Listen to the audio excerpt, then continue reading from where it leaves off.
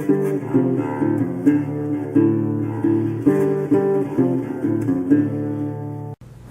guys, welcome back. We're getting back to doing that homemade prickly pear barbecue sauce. So here's the base ingredients you're going to need. Black pepper, coarse ground, a yellow or white onion, minced or whole garlic cloves, tomato paste, a couple small cans, brown sugar, honey of your preference. I'm using raw mesquite honey. Your prickly pear, of course, all cleaned out. A jalapeno. We're going to de-seed that and cut that. Garlic powder, liquid smoke, onion powder, and vinegar. I'm using apple cider vinegar because that's all I have, but you can also use white vinegar or any type of vinegar. I would avoid staying away from balsamic, although you could use it if you're trying to go for a little bit more of a sweet flavor. So I'm going to cut up the jalapeno and the onion and get that de-seeded, and I'll be right back with you. Alright, so we got our garlic, probably about 5 or 6 cloves, about half of that jalapeno de-seeded, and half of that yellow onion inside of our blender. I'm going to blend that up into kind of a paste. I might add some water to it as needed to get it blended up properly. This is all going to be cooked down, so adding a little bit of water right now is fine. You could also add your vinegar to it to help blending, but it's better not to because you got to kind of balance the vinegar later on when you're adding it to the pot. So I'm going to get this blended up, and then I'll be right back with you, and we're going to move on to mashing and straining the prickly pear. So I'll be right back. Alright, so that is the onion, garlic, and jalapeno in a little bit of water. It's just white right now, but don't worry about it. It's all going to cook down. We're going to set this off to the side, and we're going to start with our prickly pear.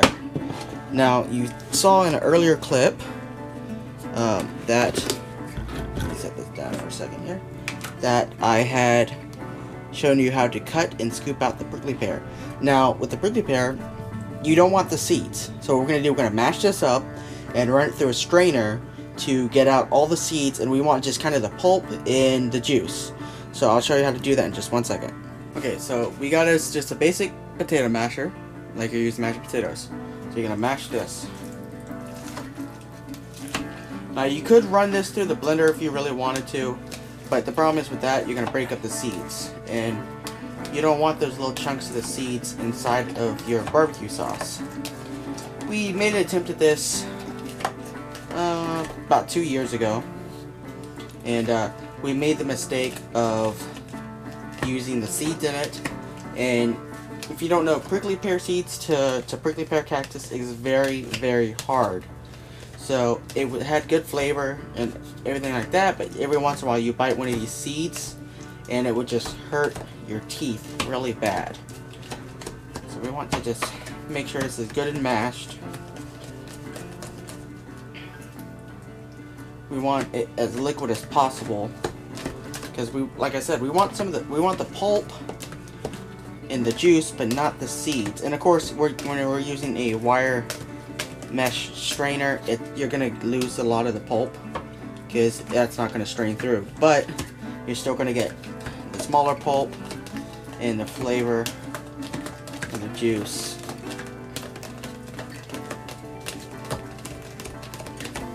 And you see it mashes very easy.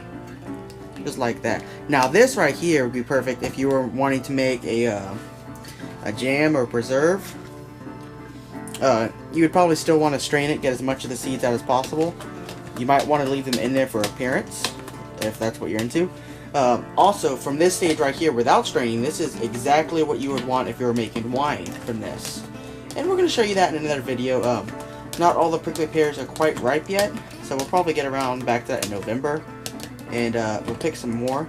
These were a little on the green side. They weren't quite sweet, but that's going to be fixed with the honey and the brown sugar, and that flavor is going to just really pop out. Okay, so we got that about mashed where we're going to want it at. and I'll show you how to get it through the strainer. So first, I dropped y'all. Alright, so we're back. Alright, so we got a wire strainer, a big bowl. We're going to pour our prickly pear in, like so. And you can see all the seeds that's stuck in there. We got us a bottle of water.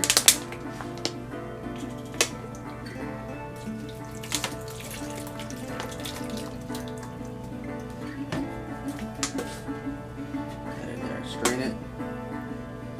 So, and we're going to pour it right through our prickly pear like that.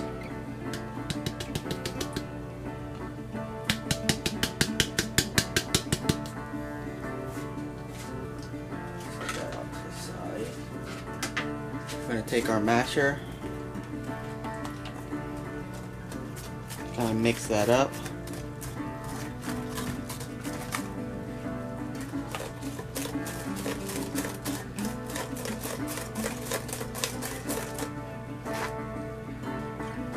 It's slow, but it's coming out.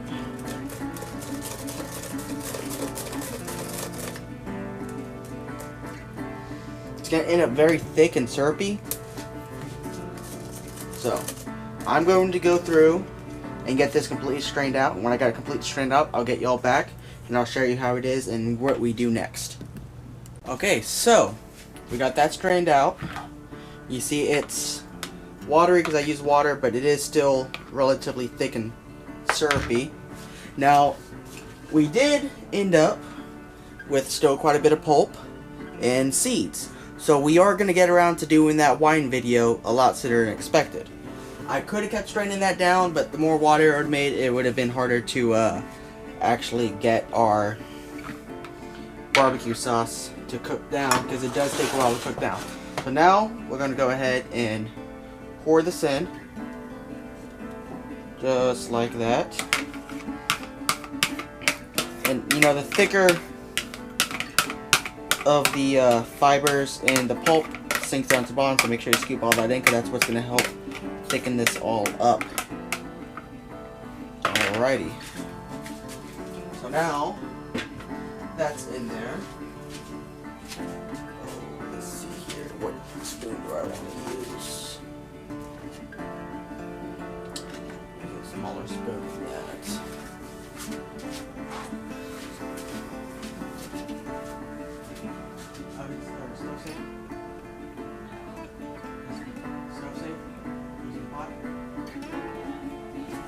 Alright, so we got us a spoon here. Now we got it mixed with our onion, garlic, and jalapeno. We're just going to stir that up.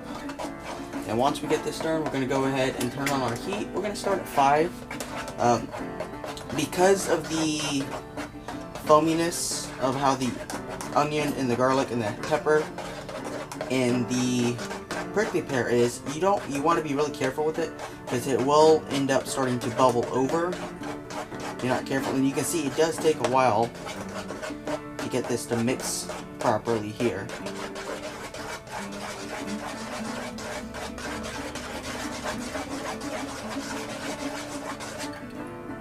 Alright, so right now it actually smells a lot like a sweet kind of salsa. Actually kind of good smelling. So next what we're going to do is we're going to add our probably just 1 can of this tomato paste. We're going to add to it, and I'll get back with you when I got that can open. I don't feel like dropping it in the pot like last time, so I'll be right back with you when I got that open and I'm adding the paste into it. We're back. So like I tried to show you in the turtle soup video, if you didn't know, you can actually open a can with a can opener differently. If you go onto the side and mount it like this, you get a nice cut taken off just the lid. It takes the whole thing off. You don't have to worry about no jagged edges or anything like that. It's a lot safer, but the lid is a little harder to get off the can opener itself because it's something that wedges in each part of. So now we got that out. We go ahead and add our tomato paste.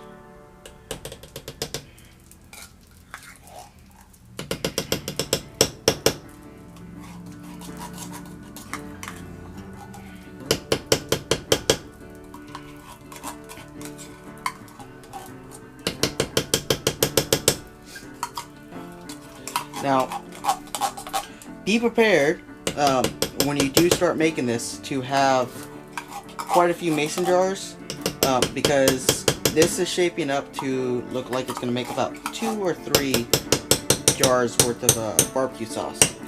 Okay, so now that's done, we're going to try to mix in our paste.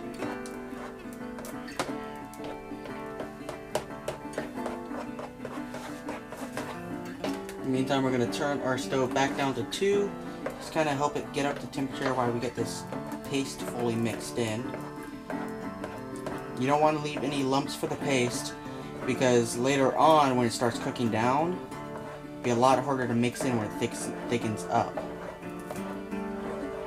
But that tomato paste is part of the important flavors you need into this sauce, and that's also a major thickening agent.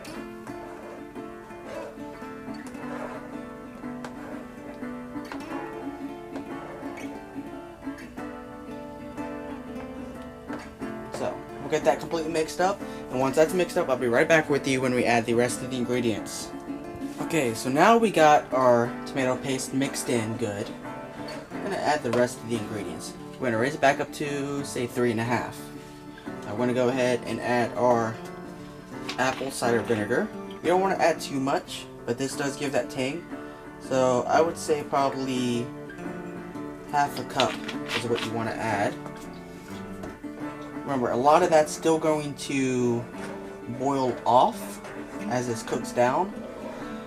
Now you may find it also necessary that sometimes you may need to use a saucepan or a larger pot to cook it down. It does aid in cooking it down faster. I may have to do this to make it a little bit more than I thought it would. So if we do, we'll get to that when the bridge comes. Now I did notice our tomato paste had a couple pieces of green tomatoes still in it. So that's interesting. Throw that out. Okay. Now we're going to add our liquid smoke. Now you can use whatever flavor you choose for liquid smoke. I normally stick to mesquite or hickory, but I got a good deal on some pecan on clearance a while back, so I have a bottle of that on hand. That's what I'm going to use. Now, if you want to get a little bit more old-fashioned about this, you can go through and barbecue and smoke your vegetables and even your prickly pear prior to making your barbecue sauce, and then skip using the liquid smoke. You're not going to have as strong as a smoke flavor come through though in your sauce if you do it that way. So when you open the first thing to liquid smoke, always make sure you give it a good shake. Some of the stuff settles at the bottom sometimes. So you want to give a nice generous squirt of the liquid smoke. Just like that. We added probably a quarter of this bottle. Start mixing that up.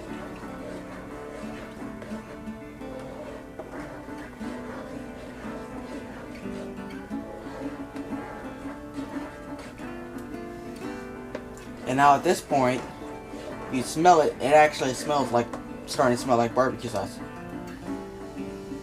Right now, it actually kind of smells like McDonald's barbecue sauce. Ain't that something? But it's not anywhere near being done yet. So next, we're going to add some garlic powder. I want to just do a little bit like that. And our onion powder. Just a little bit like that. Our black pepper, coarse ground.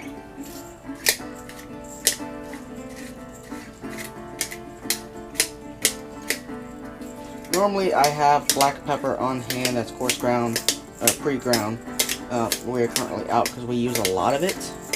So I'm using this cheap little crusher here to grind it. Alright. Gonna mix that together. Yeah, I think it is going to be necessary for us to put this in a bigger pot to help this cook down. Make it easier to stir. and not worry about overflowing. So I'm going to get this mixed up and get that into a bigger pot, and then I'll be right back with you when we get on to the next step. That's going to be adding our honey and our brown sugar and getting it mixed all the way good. So we'll be right back. Alright, so we're back. We're in a bigger pot now. Generally, the bigger pots do help. When you make a sauce, making it in a smaller pot, it's not bad, but it does increase how long it takes to make it, because it takes longer to cook down. So now we got this mixed up here. It's still smelling a lot like McDonald's barbecue sauce, which you don't want. At this point, we still don't have any sweeteners in it. So now we're going to go through and we're going to add some of our raw mesquite honey.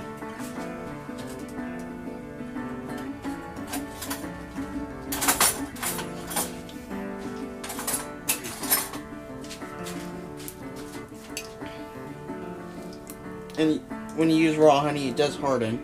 We're going to use quite a bit of that. A big chunk in there. That's going to heat up and melt down.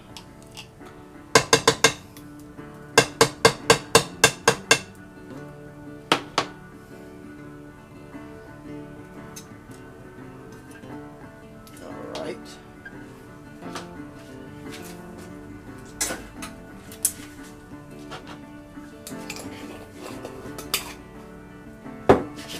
Our brown sugar. And of course you can use any type of sugar that you want to use, but for barbecue sauces and sauces, brown sugar and honey are usually the best. Honey is probably the most versatile because it blends well with a lot of other flavors. I use honey in pretty much every sauce I make.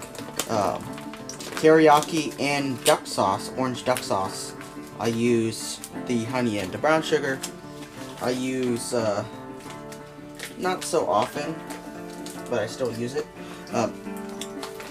Trick me and my girlfriend have yet to get around to doing is, apparently you can put marshmallows inside of your brown sugar and it keeps it from clumping. And you see, just in a short amount of time that I was in there, that's already melted down a lot.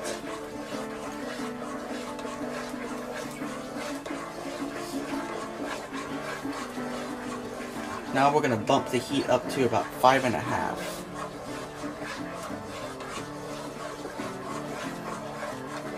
You want to get to like a rolling boil to a simmer, so we're going to start cooking down.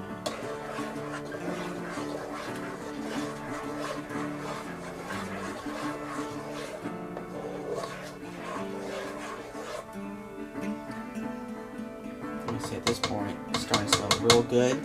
Now you're going to notice right now it's still real kind of a purpley red, but once it starts cooking down and thickening up, it's going to darken to a bit more of a kind of a burgundy or a brown.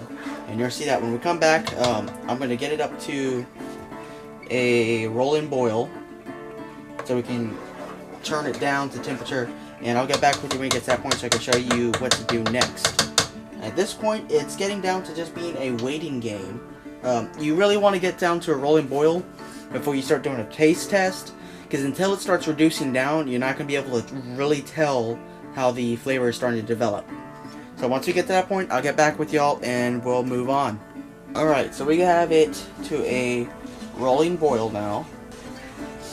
Now at this point, you're wanting it to just cook down. You want it to start thickening up. You're wanting to boil off the water and the liquid in the vinegar that you used. So thicken up.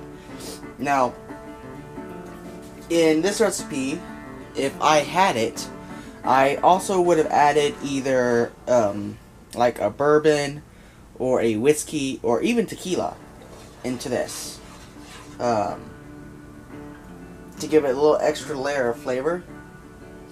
Now also be warned, the steam coming off of this is a little volatile and it's going to sting your eyes a little bit. However, you do have to leave it uncovered. If you don't leave it uncovered, it's not going to cook down as fast or properly. And another thing that I wanted to add to this, I didn't have a chance to, is honey mesquite bean husk. So pretty much the bean, the husk covering on a honey mesquite tree bean pod is sweet. It's edible. Native Americans have used it forever to make breads, candies, everything that you can think of out of honey mesquite and the bean pods. Pretty much you take the honey mesquite bean pod and you grind it off into a powder and you add it into the barbecue sauce, and that acts as a kind of a thickener also, and another layer of sweetness. However, this year I just wasn't around to find that many of the mesquite bean pods. I did find a couple.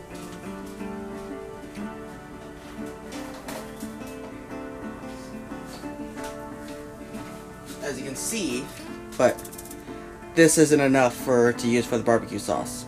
So we're having to leave it off on this particular recipe.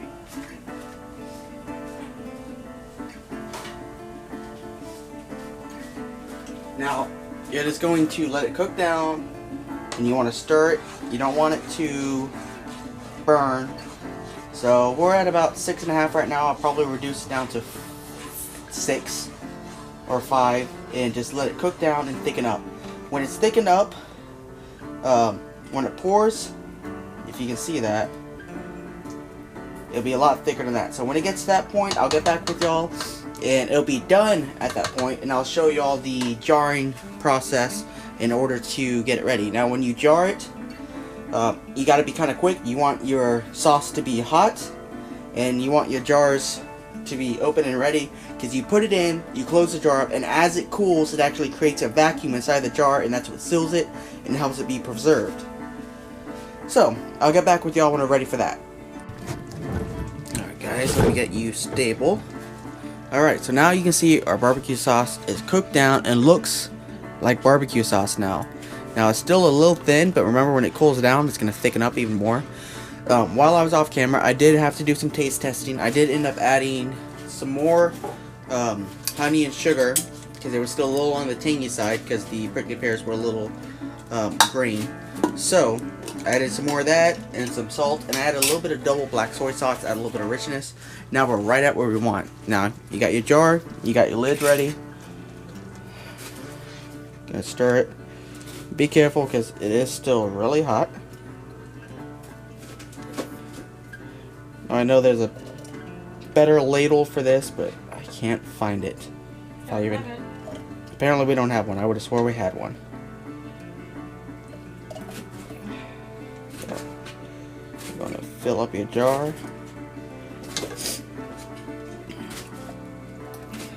I think this is going to make 2.5 jars worth of barbecue sauce.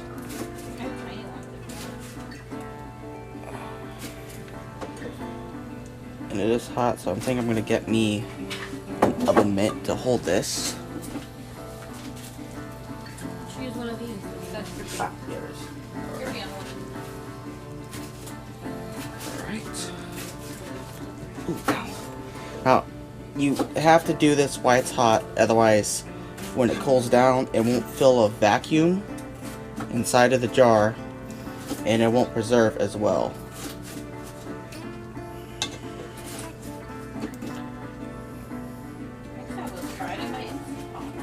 Oh yeah, that's a good idea. But will it cook down is the question.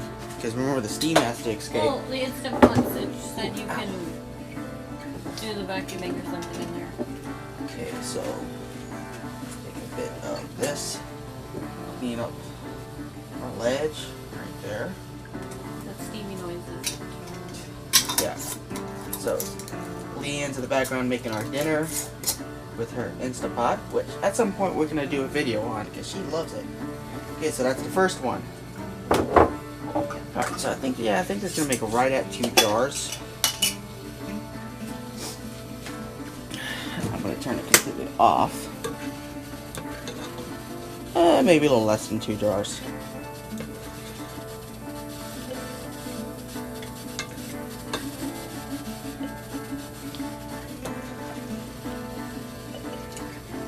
Now some of y'all might be wondering, why go through the effort of doing all this when you can buy barbecue sauce really cheap at the store, well, there's a little bit more pride in something that you made. Especially when you got something that you can show off to guests at a barbecue. Make your favorite recipe. They ask you, oh wow, this is good barbecue sauce. Where did you buy it? I didn't buy it, I made it. Oh. Yeah, about a jar and a half. A little less than I was thinking. But that's still a good haul. I'm sorry, guys. Okay, there you go. Yeah, that Instant Pot seems to make a bit of noise when it's heating up. We're pressurizing. Pressurizing. I would lie if I said I knew anything about it. I'm old-fashioned. I think if you need to cook something like that, you know, good old pot pan on stove or roasting in the oven is good. I'm old-fashioned too, but when it cooks everything really quickly, other than waiting on it to pressurize, and I can make everything else, I'm fine. Yeah, she has literally made almost every meal since she's had it in that thing, which I suppose is good. It cuts down on a lot of dishes. And you wash well, you make a lot of dishes still for me. Yes, but unfortunately some recipes just take a lot of dishes. No, it's how you use them. No. Agree to disagree.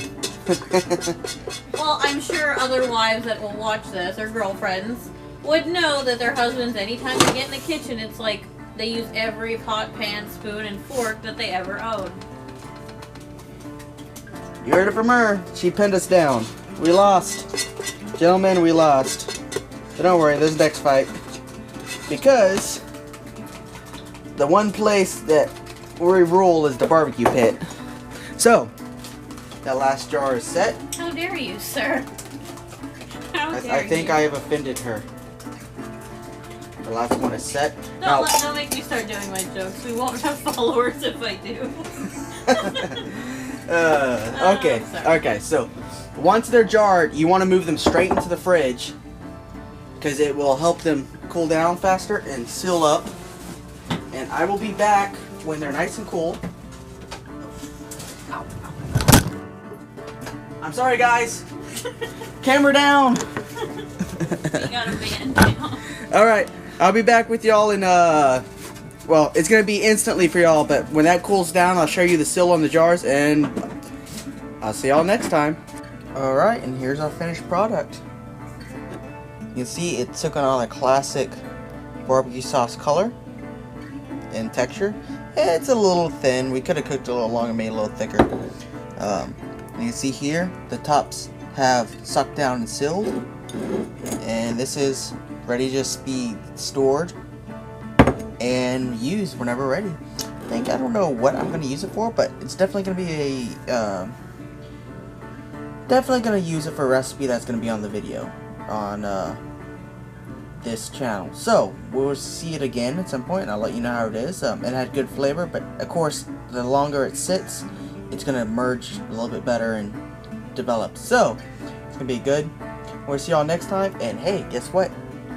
Next weekend, just a couple more days, and we're hitting the road for our vacation up to northern New Mexico up in the mountains.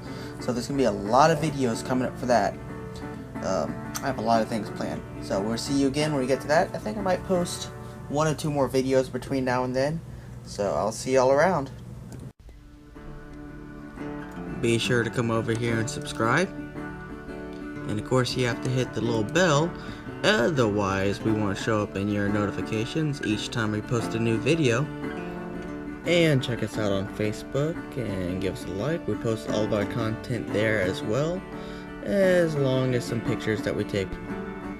Speaking of Instagram, you can check us out on Instagram too. We post all of our pictures, some short clips that don't end up on YouTube, along with a little bit of funny stuff, some game recipes, and we're also on Twitter. You can check us out on there, some of our posts.